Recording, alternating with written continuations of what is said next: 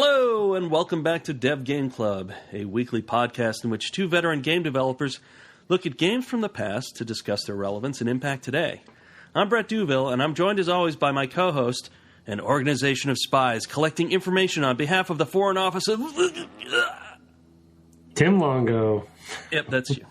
Nice. Yeah. Do you recognize that? No. That might be a little obscure. I thought you might know the play. It's from the 39 Steps. No, I don't know. I don't know that play either. Oh, it's we saw it this summer in sort of college, small summer theater, summer stock type place. It was great. Very, very comic, deliberately comic. But who wrote it? Do you remember? It's no, I don't. But it's I'll look it up. It's adapted from the movie and from the original novel and all that stuff, and it's really crazy. Especially because I was watching, I was like, oh yeah, that happens in the movie. And that happens in the movie. Oh, yeah, and even that happens in the movie. Like, the whole time, I'm like, yeah, all this is in the movie. Anyway, that's not why you folks are here to discuss the 39 steps. Although it feels like there are at least 39 steps. Oh, my goodness. 3,900. We talked about it last time. I'm glad we played a big chunk this time because it'll make the last episode better. But, holy cow, we chose a big chunk. Yes, we did. And I wanted to address something right off the bat from last week's discussion where I was talking about how it was weird that Samus is in the middle of all this.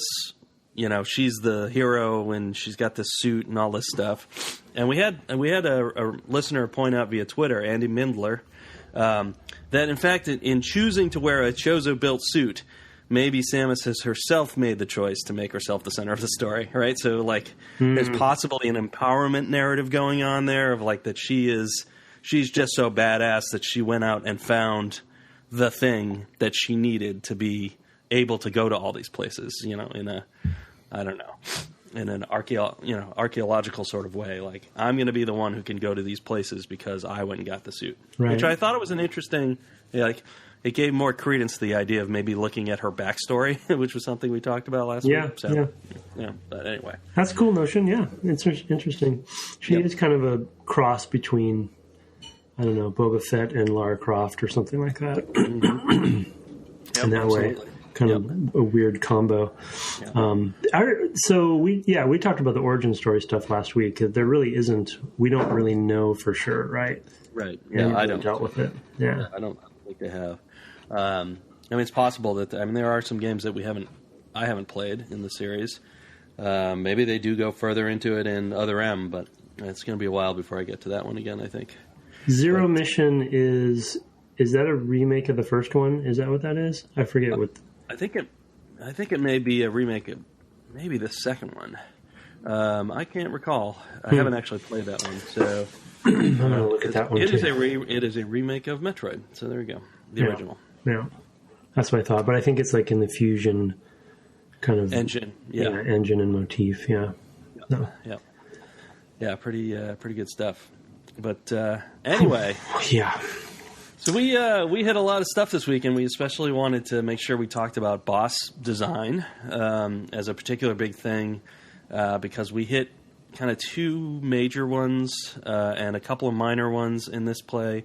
And we also had, of course, played, what's his name, Kraid. We had beaten Kraid last time, and another mini-boss. So we've had a few boss battles under our belt, and I actually really... I think my favorite one this time was actually Crocomire. It was kind of unusual, this sort of tug of war, which is not something I've played in a game since Jedi Starfighter, so that was kind of fun.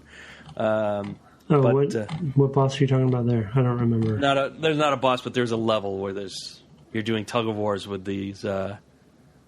4, ships, cargo or something that's out there. It's pieces of that big cannon. Oh, yeah. It's called tug of war, in fact, I think, the level. But anyway. Yeah, he was fun. One of the points I was going to make with his design, which I really appreciated, was they had some negative reinforcement as you're experimenting with the different abilities, at least that I had. For instance... when I thought for a while that the super bombs were doing something significant to him. So I kept hitting, because I didn't get the pushing him back thing right away. Uh-huh. And so I kept using, a bunch of different things. Obviously he would light up when you hit him with the missile. And then when you start using super bombs on him a lot, he actually kind of gets more aggressive and pushes you back, essentially killing you on the spikes behind. Uh-huh. And basically negative reinforcement that's the wrong path. They didn't do a lot of that in the other boss designs that I found, as far as discouraging you from using something to kind of prove the point. And in the manual, as a quick note, I'll mention his description. This huge creature has sticky skin. I don't know what that means.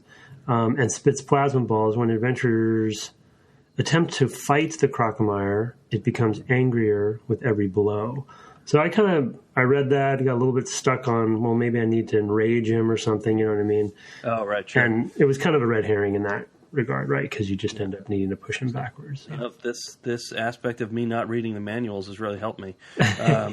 I did die to him once, and that's how I got the idea of oh, okay, I was pushing him, and then he pushed me, and I just kind of, I think I ran out of missiles too quickly because I was just trying to hammer him because I thought he was that kind of boss. Just do enough damage. And so I had a tendency, at that point I already had, 80 missiles maybe. I have quite a lot. And so I was having trouble with that. And, finally I was running out and I wasn't getting enough power, from firing the plasma balls or whatever. I wasn't getting enough back to actually get it. So he finally just pushed me up against that wall and I couldn't do anything. I had nothing to do. Yeah. Maybe I could have switched to a different, maybe the charge beam or something like that, but I almost never go to the charge beam. So charge beam does work on him too.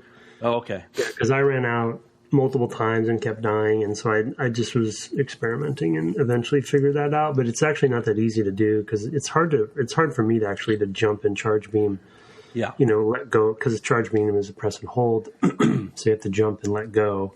Right. So it's a little cumbersome. I will say that I wish, in retrospect, I'm just thinking about this now, I wish that the telegraphing for his knockback was better, because I feel like if you were doing nothing to him or just kind of fighting him, back and forth generally, kind of shooting stuff at him, he would, maybe I'm wrong on this, but I feel like he would hop forward and backwards on his own. Maybe he wouldn't, but I just feel like when you hit him and you push him back, that could have been clearer. That was a positive thing. That's fair. I mean, I think the second time I went in, I was much more careful about making sure I hit him, and I tried to rely on the super missiles and be as careful with those. I mean, really, at that point, I only had, 15 or 20. And so those actually, I found, gave me a lot of feedback that I was pushing him back.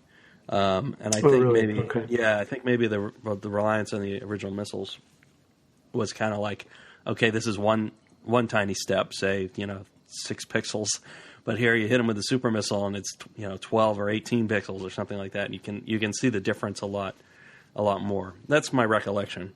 So, but what I loved about it was that sort of reveal at the end that he comes back after that is so good. It was great. Yeah, gruesome death for one thing, kind of like pleading for his life.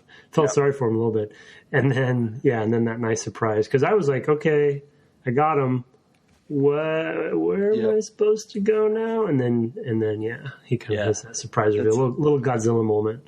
It's a great moment, or any really implacable monster kind of moment of the Terminator works that way too, right? It's that he's going to come at you forever and ever and ever. At the very end, his arm is going to be the only thing that's left, and it's still going to reach for you, right? I mean, he will not stop, right?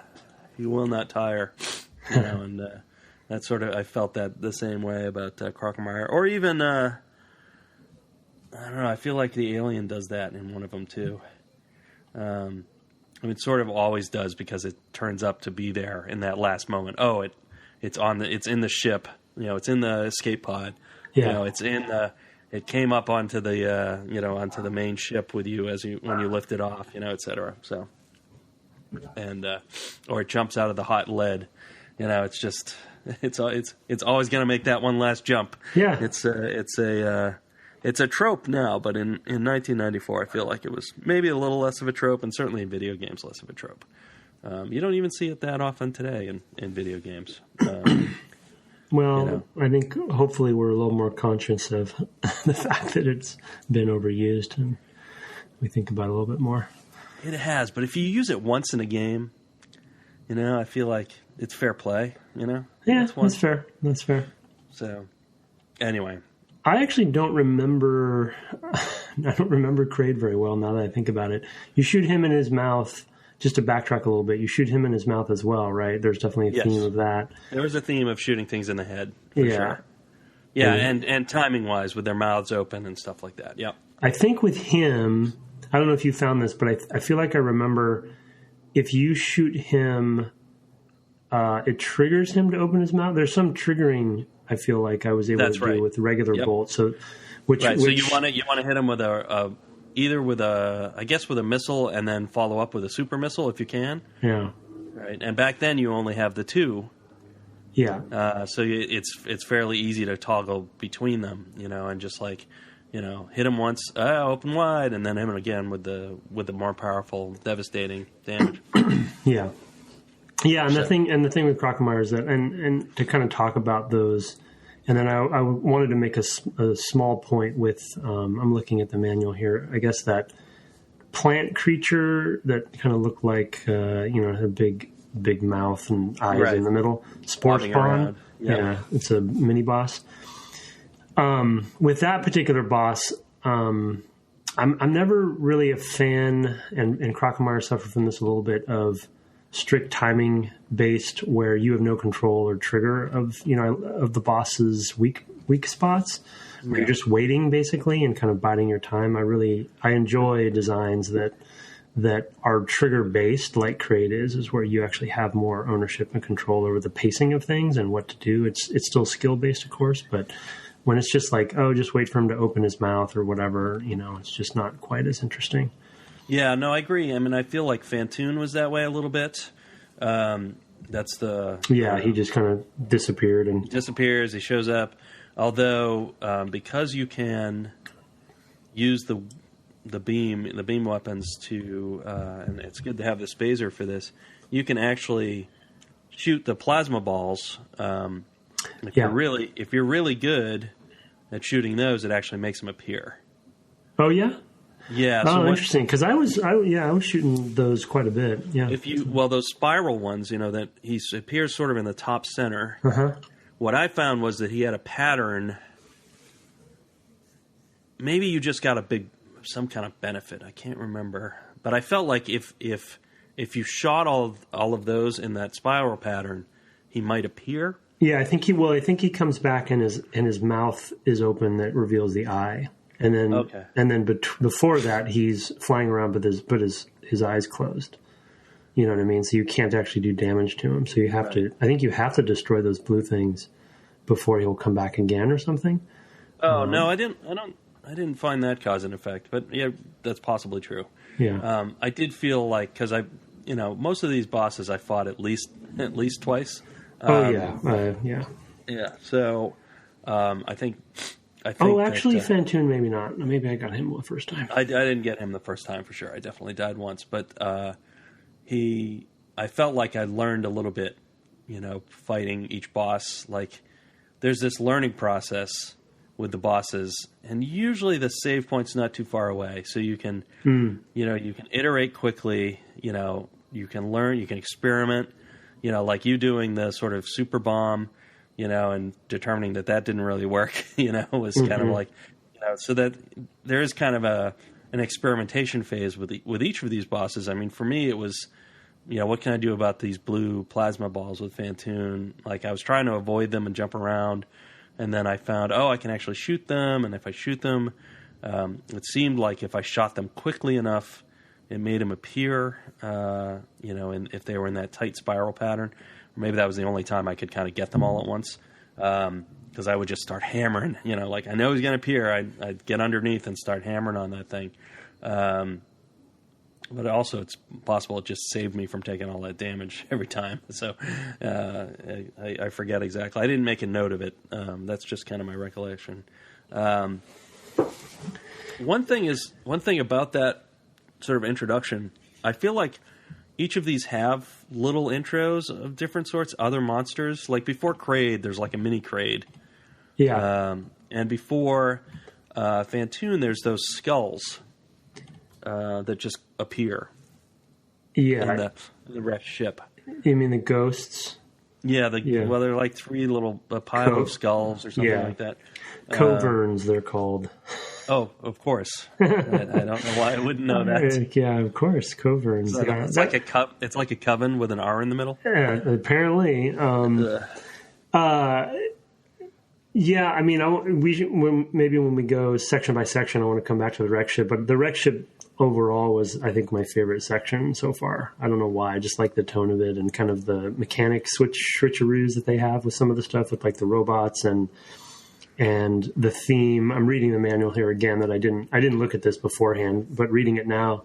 Under the wreck ship section, it says that Fantoon has shut down the ship, which is an interesting sort of slight hint in that I didn't really understand exactly what was going on right away because some of the doors were locked and stuff, right? And you didn't really realize you had to turn everything on. You can't save. Right, you can't save as well, which was a nice little switch. And then also once you kill him, those ghosts go away because they're pretty much infinite throughout the rest of the ship before you kill them. Exactly. Yeah, anyway, they were good. I did like that, and I liked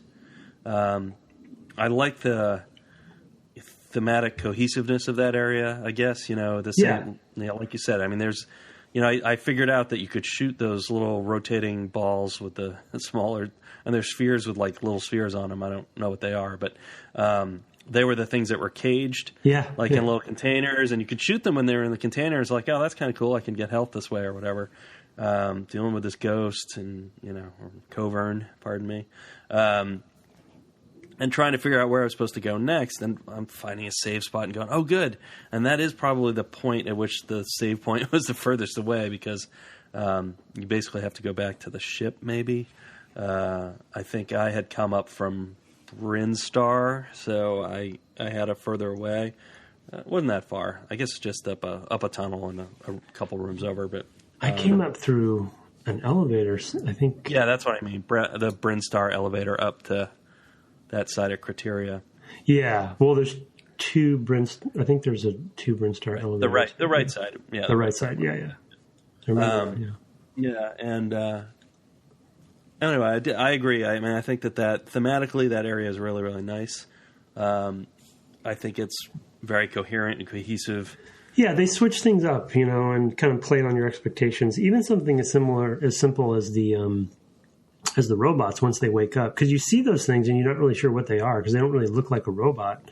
Right. And then one of them's actually blocking an area if you want to get, I think it was a missile or something. Right. So when he wakes up, right, yeah. But then also you can't, well, I didn't find a way to damage them, but you can push them around, which you kind of learned that mechanic from Crocomire earlier.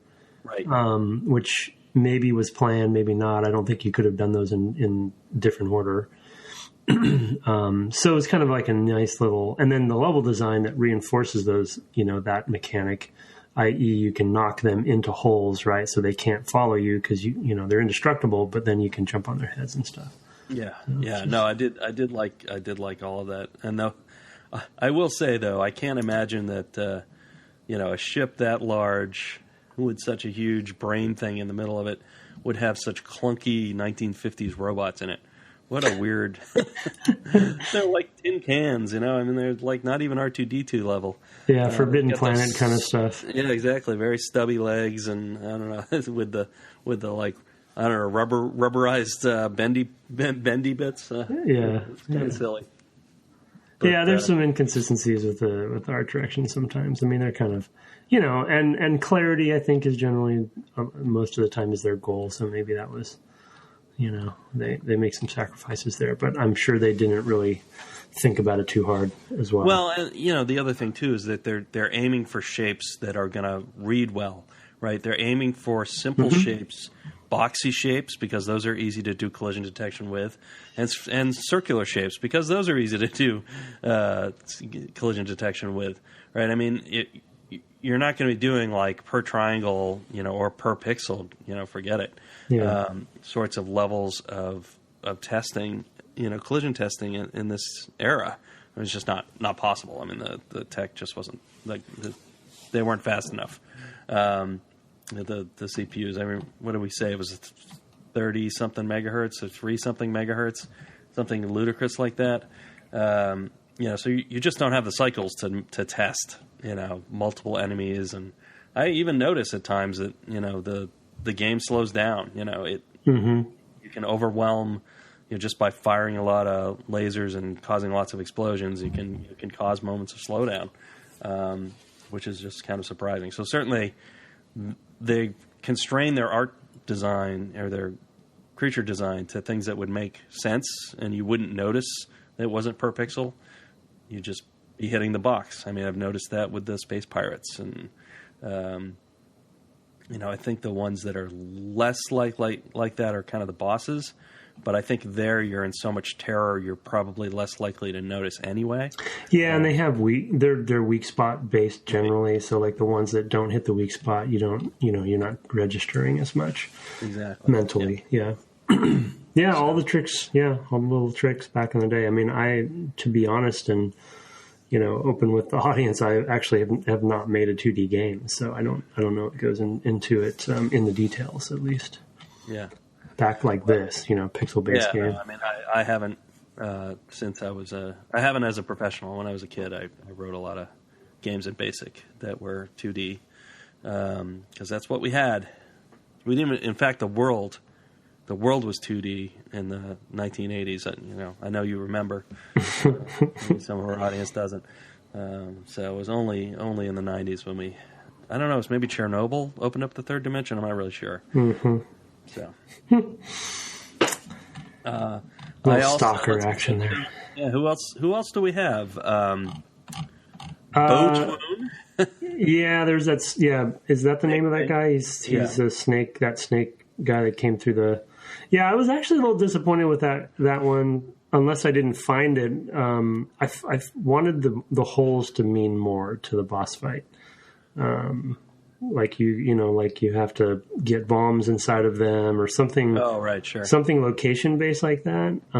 But it felt turned more out like a random reaction test. Yeah. Can you turn quickly enough? To get the boss and shoot it in the head enough. Yeah. That was just a sort of what's its weak spot and can I get to it quickly enough? Yeah. Based on where it's coming from. Yeah, I agree. Not great. I like the design, but because you're basically using a ton of the same sprite to do the snake, which is kind of cool. Yeah, there's some clever stuff. Doing some good stuff with the hardware, which I appreciate. That's one thing that Nintendo, I think, is pretty well known for, is that they really design very closely to the constraints of the systems, and I think that's probably less true of. Well, certainly, I mean, today, the machines are so capable you can really do anything. Your limits are far less. But I felt like Nintendo was really, really good at working within the constraints that they had on their hardware, and especially these sort of first-party teams, that just knew this hardware inside and out and had the hardware team on hand and maybe even knew while the hardware was in development, it's going to be able to... We're doing this, with the backgrounds, for example. You're going to be able to do different sorts of projections with the backgrounds, so you can build that into your design before you even start building it. So, yeah, I mean, they definitely. I think they're some of the best at matching their first-party games to their platforms. To your point about like the consoles of today, I feel like it's a blessing and a curse that there are fewer limitations. Like I feel like we need more limitations, as much as it's crazy for me to say that, because limitations are what drive, a lot of our day-to-day decisions for sure. And, okay, we have more RAM than we've ever had before, but we're really good at filling that RAM up quickly, Right. And it's not hard for us because we're always chasing the highest fidelity, whatever. And, but the constraints are still valuable and they force you to make, I think, better decisions. And I feel like, especially on the design side, but art as well, and dev, and programming, those constraints are just going to force us to think differently, and not get sloppy, and I think that's the thing about Nintendo games in general is they're just not sloppy, Right. Yeah. They're very methodical, absolutely. Very thoughtful, very intentional. And it's playing this is reminding, this is our first Nintendo game for the podcast, and just playing this is reminding me of that. And making me a little nostalgia, even though I'm not a huge Nintendo fan. I am a Metroid fan, so I think I might go back and play stuff as we've been talking about. Yeah. Well, and the other thing too is that when you talk about constraints, they don't necessarily have to be technical constraints. And I think back in this era, the technical constraints were so hugely vital. Like I said, those constraints have largely been lifted. I think these days the interesting constraints come in when you talk about, sort of the design constraints, and they're artificial, right? You don't have to constrain yourself this way. And although it's going back a ways where there were more technical constraints, I look at like Eco and Shadow of the Colossus as games that have central design constraints. I'm going to tell a story about a boy and a princess in a castle. Like that, or I'm going to make a video game that's just boss battles. Only boss battles. Yeah. And I'm going to make it feel really lonely and sad. But that's just his way. Well, yeah, I mean, putting those on yourself is definitely a good thing. Then I think it's about keeping the discipline to actually follow through with that with the team, Right. Which, I mean, Last Guardian will be out in a few months, and we'll see. Yep, I look forward to it. Yeah. I will be playing that the first day. Yeah, probably me too. Yeah, that's something I'm going to have to invest in. Yep, I know. So, let's see. We have, I guess we have one more boss to talk about. That would be Draygon. Is that right? Yeah, right. The last one that we played. Yeah. And that one was the toughest. Yeah. I died on Draygon a lot. Yeah, and again, it's all about, I think, telegraphing. And so, yeah, what was your experience when you were going through? I mean, I basically ended up beating him out of frustration because I was dying. I mean, I was probably on my 6th or 7th time trying to beat him.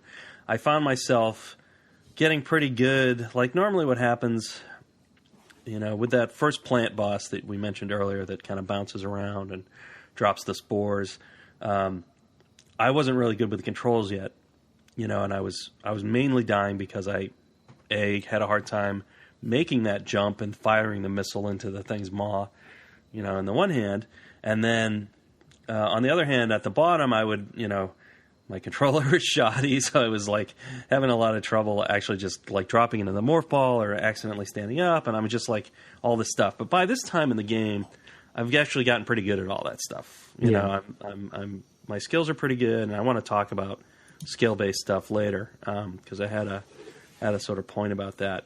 But so I felt like I should be able to do this thing. Like I can go, I can dodge these things. He throws out, I guess, also plasma balls, and then he comes along with that sticky stuff. And I was getting pretty good at shooting that, and then eventually I'd get overwhelmed. I just wasn't doing enough damage, and he was just kind of pecking away at me with that, I don't know, stinger or whatever. And it was only by frustration that I started like looking for other options. Once he would pick me up and start flying me, and I lit on the grapple beam to kill him, almost killing myself in the process. So, and I, in retrospect, I'm not unhappy about it, because I thought that was a pretty cool way, to defeat the boss. I don't know if it's the only way. If it is, I'm not happy about that. Yeah. Because it's hard nothing teaches you about that. I feel like other things have kind of a, like I said, some foreshadowing, and this I just didn't. Like, you mentioned a visual cue that I didn't pick up on. You said there's a color similarity or an art similarity between the grapple beam and that thing, right? Yeah, well, I mean, the grapple beam, which it didn't dawn on me for a little while that it was actually a beam for some reason when I got the grapple thing. I thought it was a rope or something physical. And then I kind of, I don't remember, realized it when I was killing an enemy with it or something. Because some enemies actually you can kill pretty easily with it as a weapon.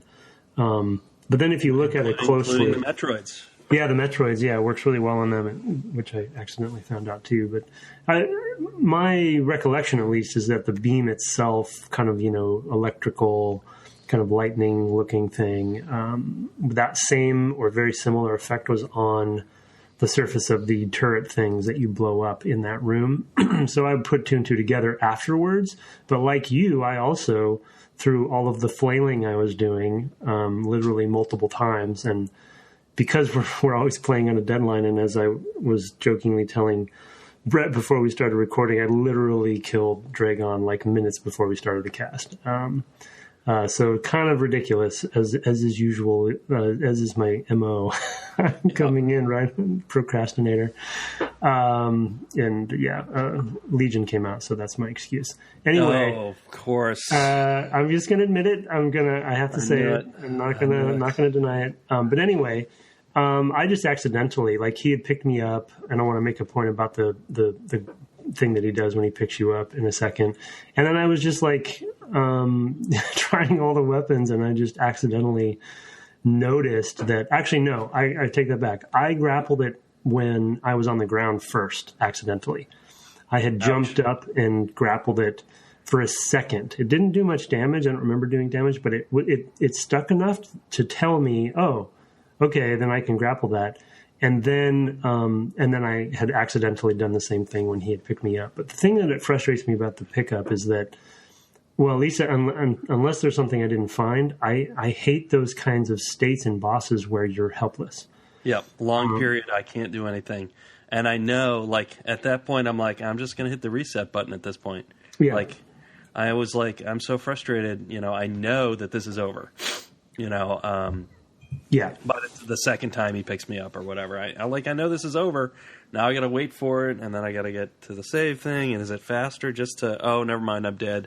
I'll just go to the save thing. If somebody listening knows, if maybe we're wrong, but if there is a way to kind of get out from under, from his clutches. But yeah, I just, again, kind of old school boss tropes for sure, and boss design, and so I understand where they probably came from in this era, but still, this day and age, hard to play them because you just get frustrated. And I feel like people have solved these sorts of issues, with bosses since then. So one of the, this game in almost every way, I love it, and it's still a classic for sure. It seems like, but there's definitely, it's not perfect in every way. Oh yeah, no, I mean, no game is. No game is, but I've been trying to think what the analogy is. There's a phrase about film, which is a great movie is a movie with 3 great scenes and no bad ones. And I'm wondering, like, what's the equivalent for games? What is the is it 3 great mechanics and no bad ones? Mm-hmm. I don't know what that would be, but I think here you definitely have that in the exploration mechanic. You have it in the sort of spatial navigation mechanics, and then I think the boss battles generally are actually really excellent. Yeah, they're good. They're good kind of foundational, and you actually mentioned, and maybe I don't think you put it in the liner notes from last episode, but Rolling Stone actually, was it Rolling Stone? Yeah, you sent me that article. Yeah. So I think maybe I misspoke in the first episode of this series. It's the 25th anniversary of the SNES, but Metroid's 22 years old, so it didn't come out in launch year. So that's right. Yeah. So yeah, Metroid. I think I said in the first episode, Metroid was 25 years, but it's 22 years. So anyway, the Rolling Stone article covers that. But the gist of the article is really covering the concept that that this game has really influenced so many games since. And I think bosses are a part of that as well, right? Like there's a lot of ripping off has been going on for this and improvements, but yeah. The other thing I wanted to point out about, I guess going back to Crocomire, what I actually like about Crocomire and about Draygon is that it's not just purely how many bullets can I fire at this thing. I mean, there's an element of that because it's the pushback, but it's more about like outsmarting this thing. Crocomire kind of reminds me, honestly, of Bowser. Who you're always throwing into fire in every freaking game, right? Yeah. Which never kills him. It just, but it's like, I don't know. Can't we find something else to throw this guy into?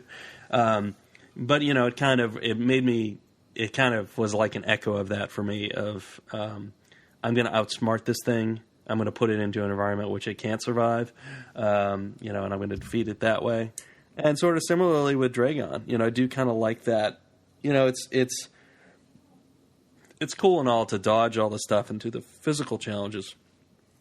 But I like the ones where you feel more like, Samus outsmarted this thing. Yeah. Yeah, the puzzly aspect is a little bit higher ratio than the skill based. Yeah. Totally agree. Yeah, I really like that. All right, I think we're coming up on about a half hour, so let's take a quick break. Yeah, and then we'll come back and hit kind of all the other stuff from this section. All right, back in a sec.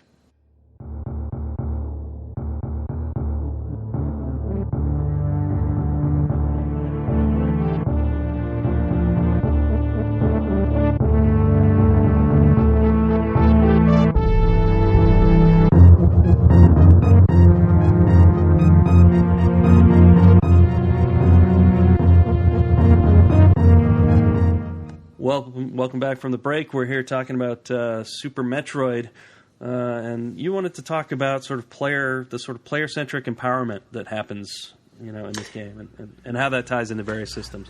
Yeah, I mean, one of the things that I think they just again kind of masterclass in with this specific game, and maybe to Zelda and Mario to some degree, but I feel like they do it more with this one because of the structure of the world and the exploration and the kind of like backtracking and really getting to know the whole world as a space. As you're going through and they're, very gradually adding things to your toolbox. There's times when they have this general notion, and the example I'm going to use is the X-ray device or whatever it's called, because they've given you this general notion through a couple clever introductions earlier in the game that there's these secret areas. And it becomes this general theme that you're kind of always looking for them. And I felt like, for me at least, right around the time that I found the X-ray, there was this really like built up need, right. Internal need that I had of wanting a better way to find them. And then you find this X-ray, and it's sort of like this minor revelatory moment of, oh my God, now I can actually scour. I've wanted this the whole time. I didn't even think about wanting it. But then once they give it to me, it's the perfect thing for, at least for me mentally, to kind of like feel like that player empowerment was a sweet spot, and this general theme and the freeze beam was another thing for me where these. And that was actually the one that I encountered, where I was like, because I can't remember what I had thought. I had gotten the high jump, basically, and I had gone all the way back to where there was a tunnel of, a high tunnel, that I was like, this is how I'm going to be able to get up there. I have this high jump, and it's just not quite enough to get up that ledge. Just not quite enough. And, of course, at that point, you don't even know that once you get up the top, there's like a narrow point that you have to shoot through to get through. So it's like you don't even know. And then when I got the ice beam, same as you, I was like, that's what I can do. I bet I can freeze those things, and now I can jump on them. Because you're able to do that then in the lava levels and all that stuff. Yeah. It is really good. It's like, one of the things I thought about it is that, there's a fundamentally cool wish fulfillment here of like, I'm this badass bounty hunter, from the future or whatever, who can just do everything. And But even she has these barriers, and the game sort of sets up these expectations of additional wish fulfillment. Oh man, I wish I could figure out how to get through those. I bet there's something cool beyond there. Oh man, I wish I could jump higher. Oh man, whatever, in order to do these things. So it's like, all games do this to a degree. There's this artificiality of the achievement. I mean, most games are just kind of wasting our time, which is fine. That's not a judgment. Obviously, I've spent my life doing it. So I'm not like all games do this, but a lot of games do it, and it's just in their premise. Yeah. I want to be a badass sword wielding whatever, and I can kill everything. And theoretically, if your skills are good enough, maybe you could start with the initial sword and just do the whole game because it doesn't matter. Like, there's not something new you need to learn how to do to open things or whatever. And this really just kind of sets up additional, pins for you to have to knock down and expectations. So, well, and to piggyback on this a little bit too, another sort of sub point that I wanted to bring up that I forgot about is using the freeze beam as an example.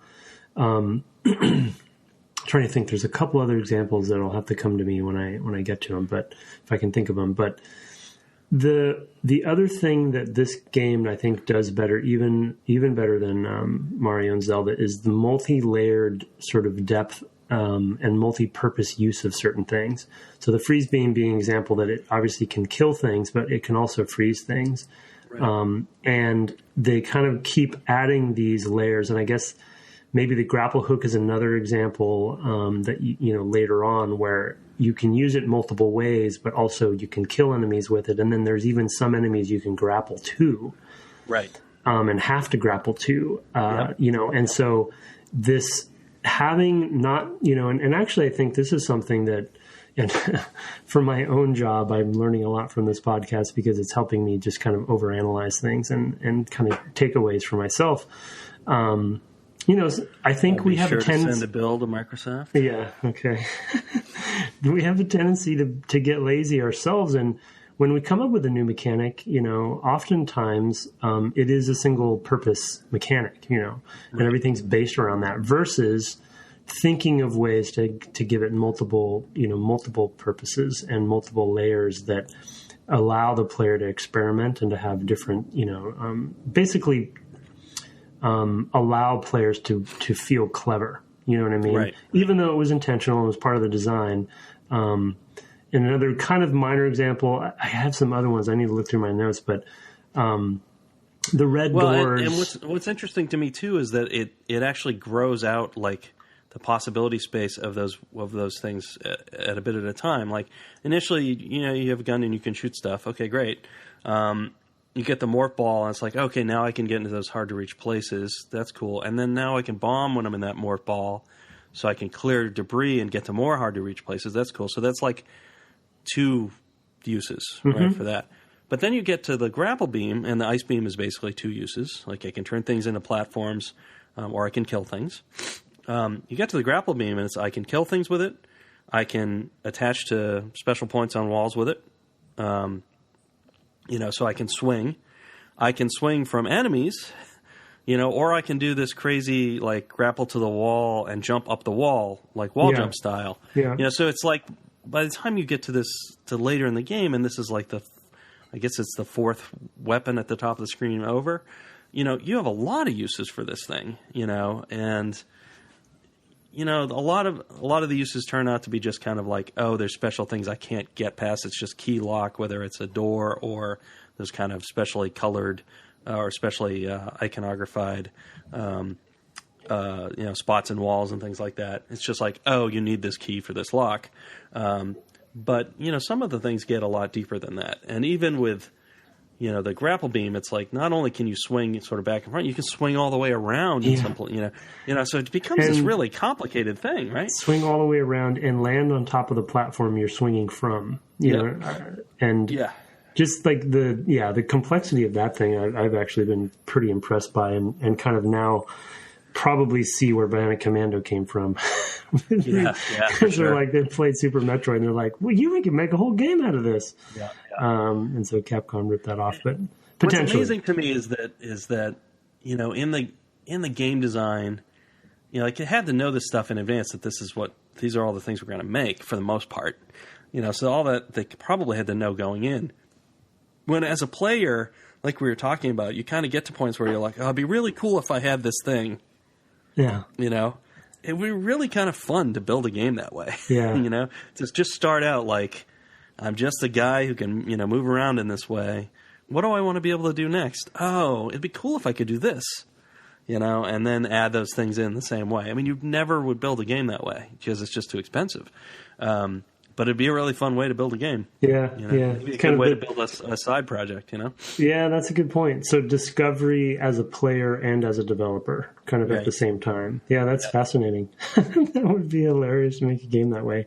I feel like to some degree, every project I've been on, there's an element of wanting to do that, and then kind of the realities of things. Yeah, the reality is that you have to scale up. What are we up, doing? We have to finish this. We have to make this thing. We have to put 600 people on it and finish it. Yeah.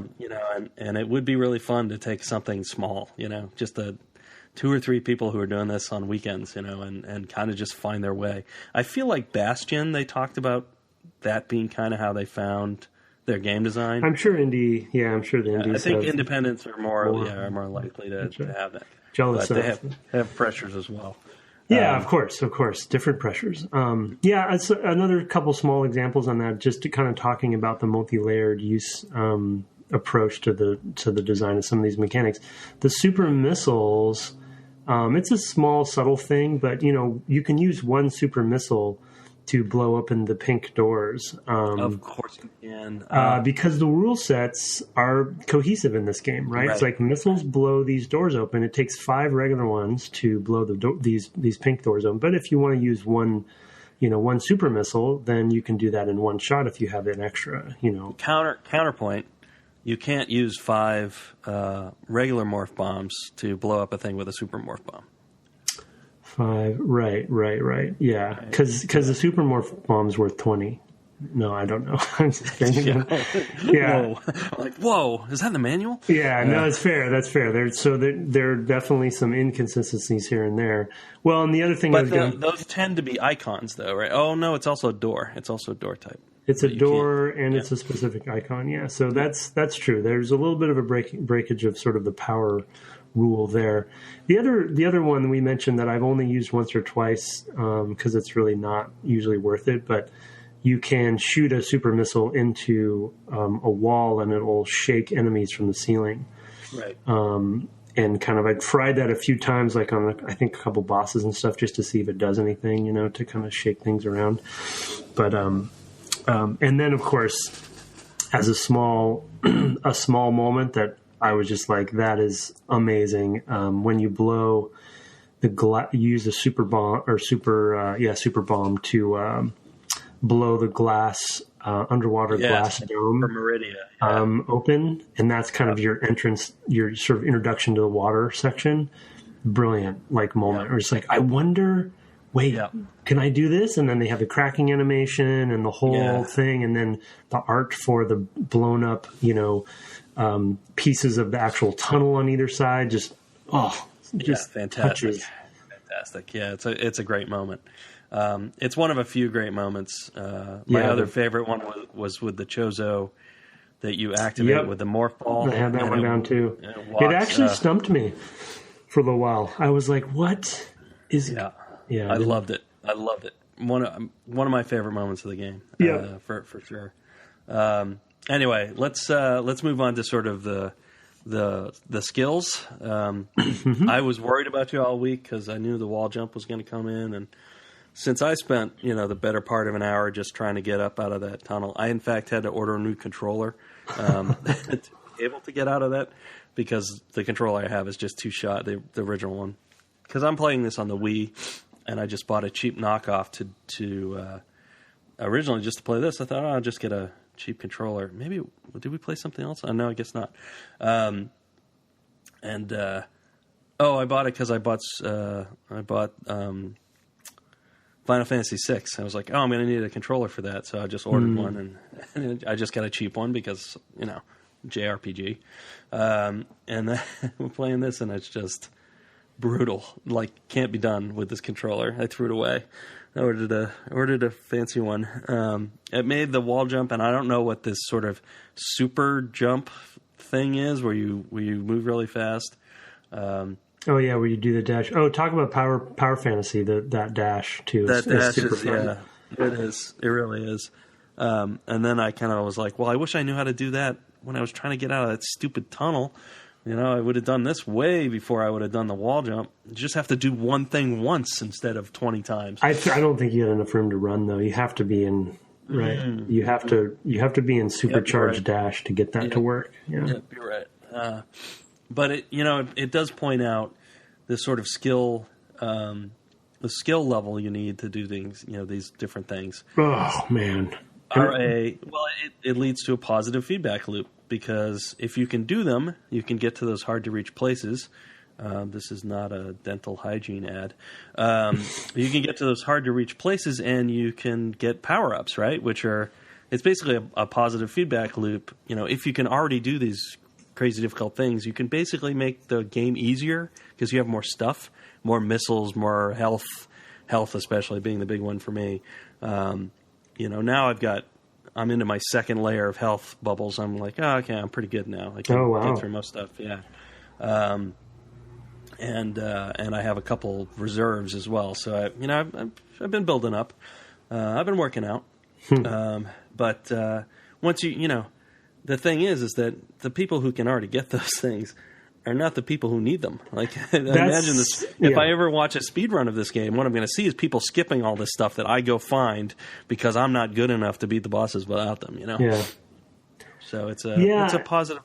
That's like you said. There's that conflict there, right? That the design is encouraging people to, highly skilled people to get to those extra power ups that you don't actually need. While people. My playing type is really, play style is really often exploration based, and I'm willing to devote the time, put the time in to find what I need to help me be better. I think, that's why I over level in RPGs and all that stuff, because I don't mind putting the time in, because it'll reap rewards for me later. But in a game like this, that actually doesn't help me, Right. Exploration, I guess, does to some degree, but if I'm not good at the game, then there's going to be a wall, and the wall jump literally is that wall for me, super frustrating. Just the pixel perfect, and I was telling Brett, I have a new respect for Nintendo's controller hardware, because you got to have a freaking good D-pad, to make that skill possible for people. Yeah, because the D-pads that I've tried before I got this Nintendo controller were just not cutting it, not even remotely. Super frustrating. I was so aggravated. I was about to break the thing in half. But actually getting those sort of skills, there's one thing that you mentioned as having also sort of a negative feedback loop, in that you have to recover the map. Exactly. You get some ability. You have to, now you've got to go scour the map for places you could get before. Right. As a follow up point to the player empowerment and player power fantasy point we were talking about before. The other interesting thing that I think in my the intellectual side of my brain told me is a good thing. It's like, okay, we're going to give you more tools, and thus you can explore and go to more places in the world and kind of expand that onion layer of options for yourself, layers of onion. But the trick with this particular game that I think modern games and modern Nintendo games have done better and better over the years, and so it's a little bit hard to go back to this one, is the feedback and recognition for what you've done and what you haven't done and where things are that you've seen before is not in this game. It's not really that great.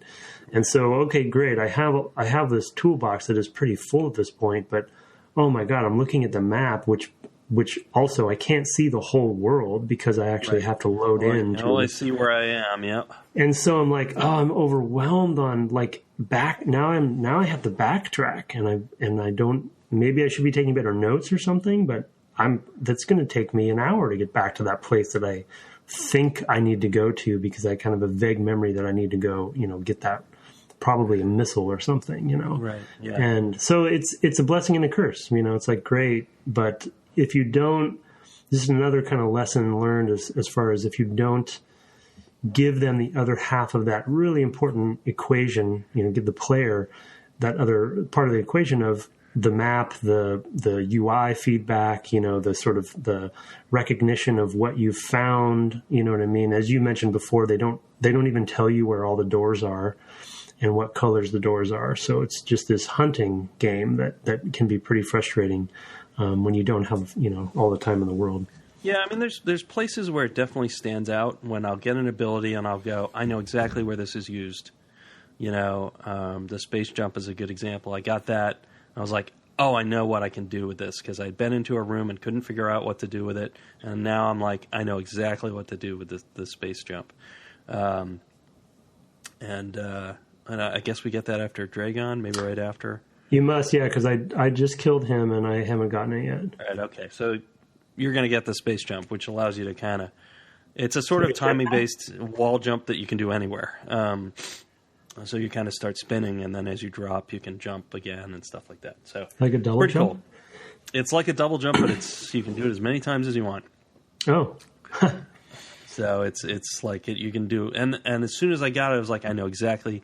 Like you were saying with the, as you get the X-ray beam, like, oh, I wonder where I can use this, Yeah. Or it's a thing that I wanted, and as soon as I got this, I was like, this is what I needed. This was the skill I needed to do this room that I've been into, and I was like, I can't figure out. They kind of they very cleverly let you see what you're gonna. They give you a path that you can't actually complete, but it gets to a point where you can overlook a tunnel, and you're like, oh, I need to be able to get there, but I can't do it from here. I wonder if I can do it this other way. You know where I'm talking about. Yeah, I think so. I've had a couple that I'm like, I don't know how I'm going to get into that. Right. I do some weird grapple jump or something, but it must be this thing. Yeah. So I love that. It's also, it's now I'm like, well, should I go back to where the ship was and try to jump all over there? There's some blue spots some little blue squares I haven't covered up there. Maybe there's another one. There's got to be something up there. Yeah, and it's just like, oh man, do I want to go all the way back there? I'm going to have to at some point in order to go through that golden statue thing. At some point I'm going to have to go back, and at that point I'm probably going to try to crawl the world as best I can, and maybe even like take pictures and draw on them or something. I don't know. I have to figure out what I'm going to do to be able to get through that more quickly, just so I know that I've covered everything. I feel like it's basically the whole, like all of the different zones. It's basically a big circuit. I think it's a circle, right? I think there's a passageway to go get back to that statue below ground. I don't know if you know what I mean. I may be misremembering, but there is. Yeah. So, like, kind of no matter where you are, I think you can probably find a way, especially once you get all the abilities. But yeah. I think there's tons of circles in this game, just on a level design perspective. I mean, it's one of the things. It's one of the things you struggle with in level design, to like not have a player repeat something if they're not going to have fun doing it. And so what this game does is give you different paths back, right? I mean, you kind of get down. It's like, oh, I can't go this way. I'm blocked. I have a door I can only open from the other side. So now I know I'm going to have to go, in the opposite direction in order to get to that, so I can come at it from the other side. Like, I know I'm going to be going over there. So it kind of guides you into those loops. It's something that I think that Bethesda actually got a lot better at from Oblivion to Fallout 3. I mean, one of the complaints that they had about Oblivion was you'd go into these dungeons, you'd go all the way down into the dungeon, you'd kill everything on the way in, and then you'd have to... I remember that, yeah. You'd have to truck your way out, and it's like, now there's nothing to do. I'm just making my way back through the level. It's just kind of dead time, right? Yeah. And this game doesn't have that. Yeah, yeah. For a lot of reasons. Yeah, well, and there's... Oh, man. I feel like every room there's some subtle level design choice that they made that I could pick apart and kind of put on a pedestal. There's just the way, just even really clever use of platform placement. And, as an example, and I won't rat hole on this too much, but they never put there's almost never a platform right below and next to another platform, meaning if you're not paying attention and kind of controlling your air steering while you're falling or jumping, you're going to fall all the way down a shaft. Do you know what I mean? There's always just enough space for her to fall between two platforms. Right. And so there's this constant attentiveness you need as a player just by this, like, literally whatever, like 30 pixels or something.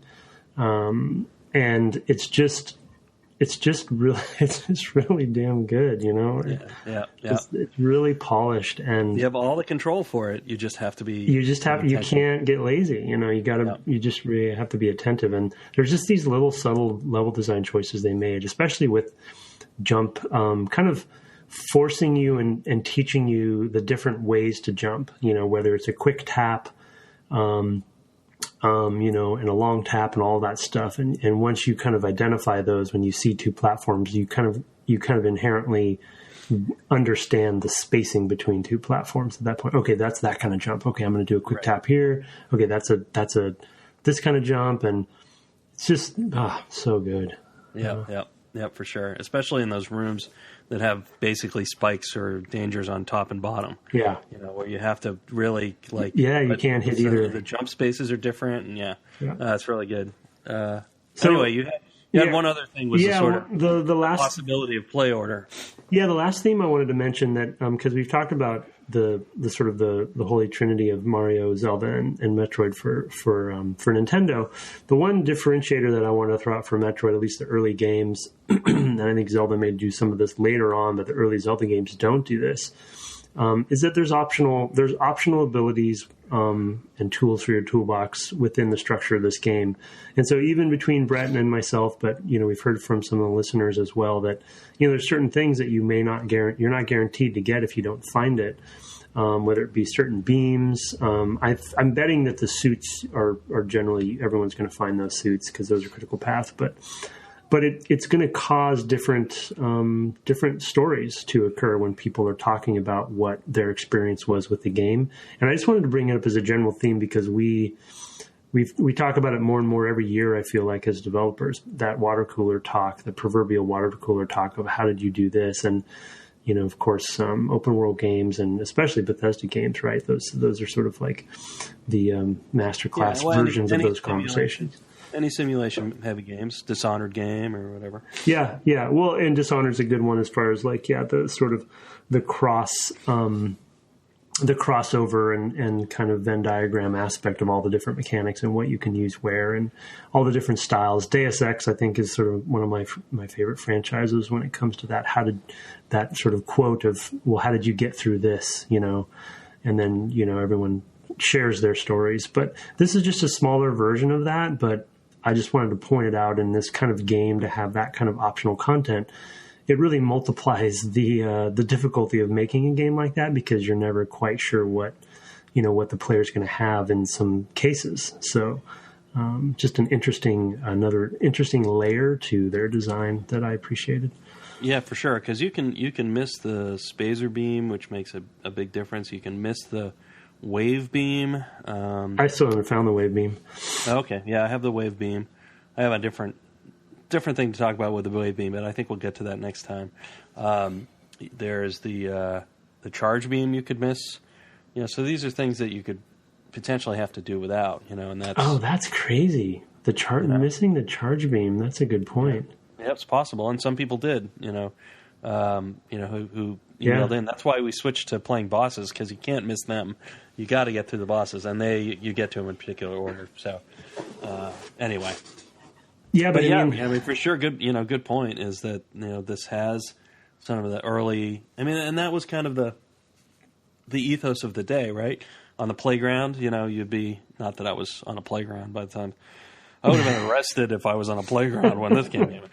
But anyway, if you're a kid at this time, lots of kids were playing these games, and they would exchange like the information, we're kind of doing it a little bit cagely on the cast just to kind of like try to reference things like I found this thing and it's kind of hidden here or whatever. but not going into too much detail for those who are listening but haven't caught up with the play yet. So we're trying not to be too spoilery, except when we're clear about what we're talking about. But back in the day, it was, you go to school and you try to find somebody who's gotten further than you or found something different than you. And I think that's a lot of where that started. It was like a secret world. It's like geocaching, man. Yeah. Early geocaching. Yeah, and of course, this game is not, it doesn't have a monopoly on that concept, but I just thought it was interesting layer that I didn't anticipate for this one. All right. Well, let's take a quick break to call our uncle who works at Nintendo and come back and talk about next time. And I also had some reader feedback I thought I would share. Cool. All right.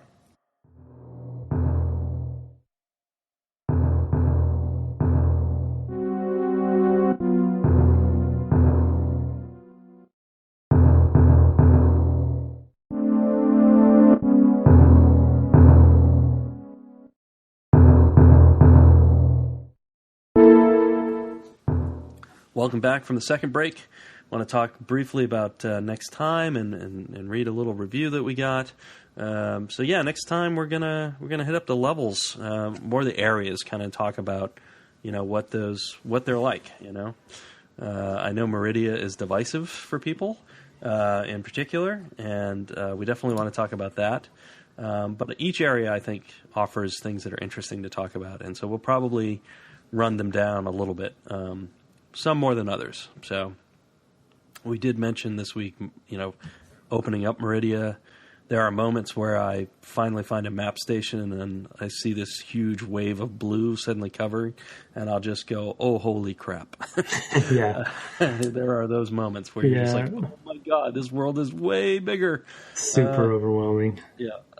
But yeah, we'll talk about the levels, the overall kind of level layout, but also just the kind of theming and the feel of those levels in more detail next time, because we kind of hit bosses this time, and before this we've been a little bit more just kind of talking about the structures of the game. So next time, we'll be wrapping up. That's what's next for us, finishing. Yeah, we'll be done. Are you going to be able to do that along with finishing Legion this week? Yeah, I'm going to finish Legion. I guess. Well, there will be an end to Legion. Yeah. Levels of finishing. Yeah, levels of finishing. You'll take in all of your level 100 character of every type. Sure. Mm-hmm. Yeah. Right. Don't get me started. That's expansion, something else. But yeah. I'm not going to get you started. No. I'm just teasing you. This is teasing. It's not getting you started. It's good. Anyway. So we're gonna finish the game. Yeah. We're gonna finish it, and we know that we have Ridley next, and then we both suspect that we have something beyond that, another bigger boss. There's that statue room. People who've been watching on Twitter said, "Man, I hate it when Tim's right," and what he was right about is that when you go into that room with the statue, those eyes, as you kill bosses, their gem-like eyes will burst, into little sparkly shards. So that is another. And I think thing. their statue. I went in there after Kraid and just to see what would happen, and I think his statue turns gray or something. Yep, too. That's right. Yeah, they also turn gray. They kind of turn from gold to stone. It's kind of a reverse Philosopher's Stone process. Anyway, finish the game. That's it. We're gonna. I know I've played a little bit past Draygon. So I've already encountered another mini boss, sort of a retread of something we've done earlier, and then I quickly died. So now I got to do all that again. Anyway, you can find us at devgameclub@gmail.com or at devgameclub on Twitter. I wanted this time especially to mention that you can review us on iTunes. We had one a little bit over a week ago. By AL_Roman, and on iTunes he says, interesting, fun, and insightful. Their experience in game design and my memory of some of the games they play make the conversations very interesting, especially when it's a game that I know and love, and they're experiencing it for the first time, which is a bit of a theme. We've kind of been going back and forth with, like, I've played this but you haven't, or vice versa. I think it's a fun way. Yeah, it's a fun way to do it. It's really enjoyable, yeah. for sure. You know, we did that with Hitman, and then I made you play Final Fantasy. We're both experiencing this game for the first time. So yeah, it's a good way to do things, for sure. We had both played Warcraft too, though it had been a long time for me playing an RTS. So it was almost like experiencing it for the first time again.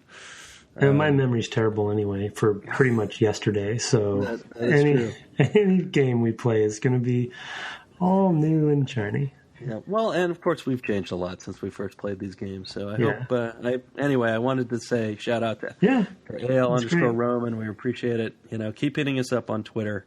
You can either do that at @DevGameClub, or you can find me at Brett_Duville, or him at Tim Longo Jr. with a JR at the end.